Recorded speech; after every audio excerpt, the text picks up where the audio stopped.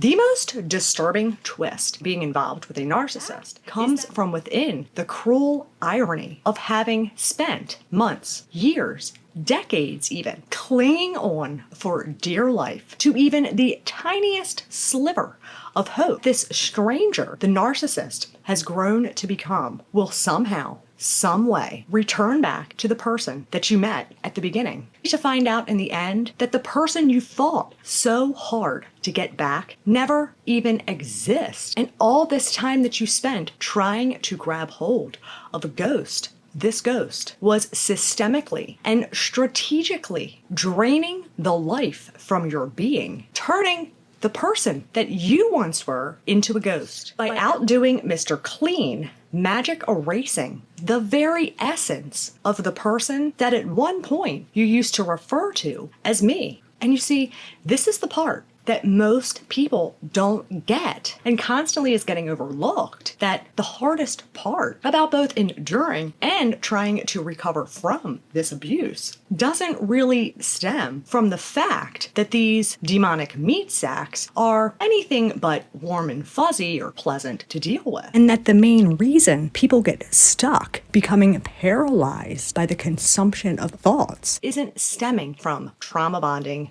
codependency, or because they are some kind of glutton for punishment and finds psychological torture like a bucket of fun. Though, yes, these definitely play a part, don't get me wrong, with the exception of getting enjoyment out of being brain fucked into the pavement part. But rather, the main reason these relationships aren't something that you can just move on from lickety-split. Because, well, let's face it, it's kind of hard to move on or get on with your life when you don't even know who the heck you are anymore, aren't able to decipher what's real and what's not, or where exactly it is that you're supposed to move on to, because you haven't a clue as to where you are outside of the fact that you sure the fuck aren't in Kansas anymore. Constantly is getting overlooked when someone speaks out about the abuse that they endured, and as such, immediately jump to the assumption someone's just tossing around this label loosely because they're upset, angry,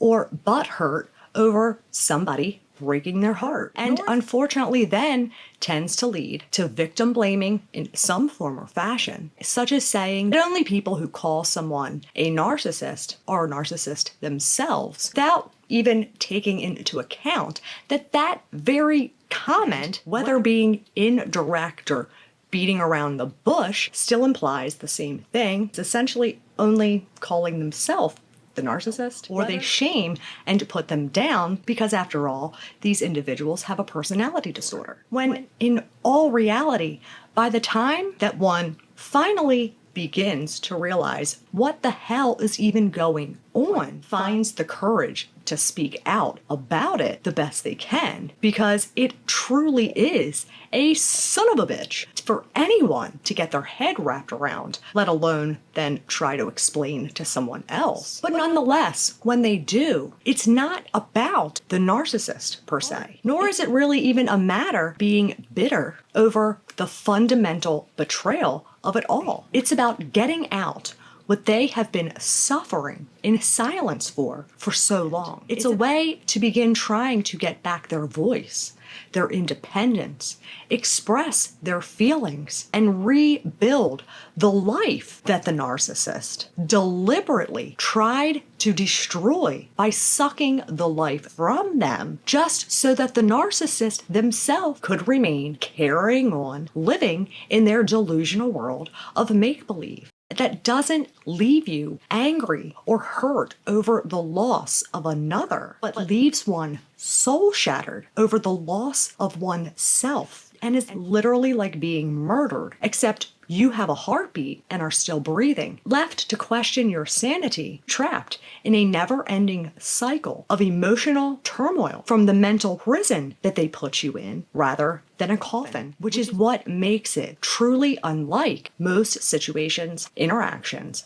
or how you would go about handling or dealing with certain things. Whereas in most cases, having compassion or trying to kill it with kindness does actually help. But when dealing with a narcissist, it 100% makes no difference. Not even a little bit. Regardless of who the narcissist is to you or what type of relationship that you had, whether you're their child or their sex slave, as the cycle of abuse is the same, because all relationships in the eyes of a narcissist are nothing more than a means of sourcing them the lifeblood of supply that they need to keep Fantasyland afloat, someone to use as a front so that they can look good to the outside world, a way to service their needs or fulfill their desires. They're not about connecting, bonding, or have any form of true meaning or intrinsic value. They do not care one bit about how you feel or your opinions of them, because to them, you are an object. Your feelings mean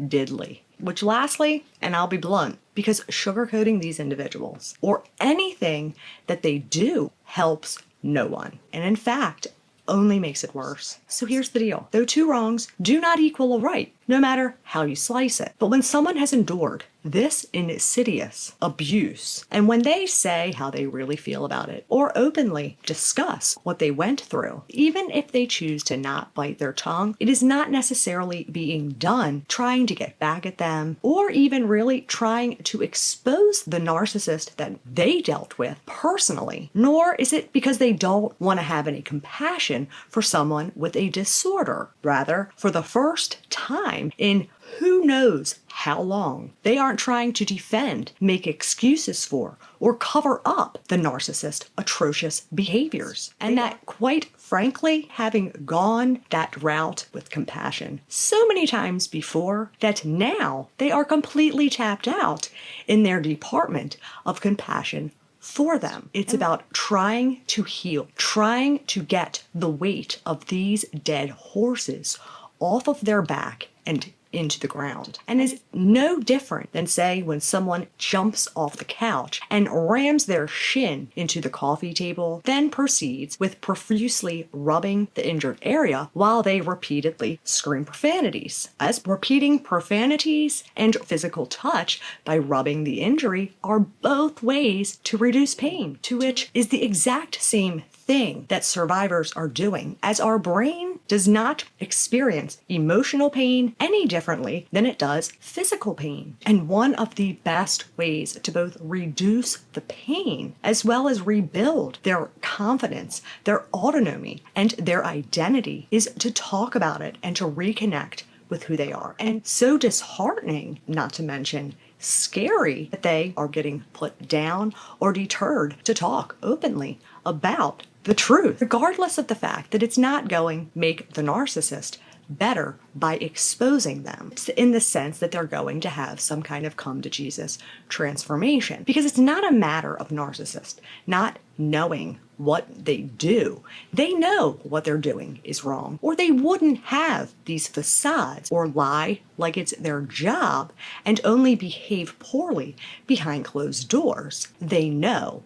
They just don't care, nor do they want to change, because their disorder works for them. Whether or not you tell them they are the greatest thing on earth, or that they are a two-faced, double-standard douchebag, doesn't make one difference. They may get hurt in the sense of they don't want it to blow their cover, but it has nothing to do with you hurting them on a personal level, because they do not care how you feel, because to them, you are not a person. So do what works for you, because the thing about healing isn't how you do it. The important thing about healing is simply that we do. Fight for you. Save you, because that is the only person that you can save, and that is the only person that is going to ultimately save you. Focus on you. Fuck the narcissist.